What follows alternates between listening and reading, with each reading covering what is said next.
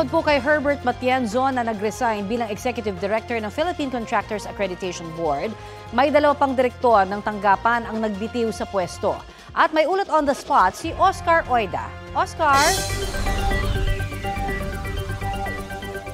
Yes, Connie, kinumpirma nga ni DTI Secretary Maria Cristina Roque na nagtalaga na sila ng kapalit ng nabakanting posisyon ni PCAB Executive Director Herbert Matienzo na kamakailan ay nagbitiw dahil umunod sa personal na dahilan.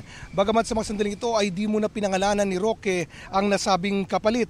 Ayon pa kay Roque, bukod kay Matienzo ay may dalawa pang director ng PCAB ang nagbitiw.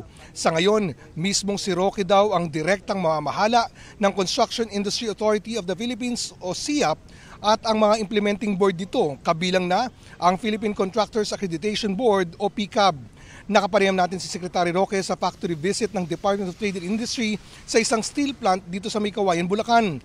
Layo ng aktibidad na ito na ipakitang committed ang DTI sa mahigpit na pagsusulong ng product certification upang matiyak na ang mga produkto ay laging umaayon sa technical regulations ng Philippine National Standards. At yan ang latest mula dito sa May Kawayan, Bulacan. Balik muna sa iyo, Connie. Maraming salamat, Oscar Oida.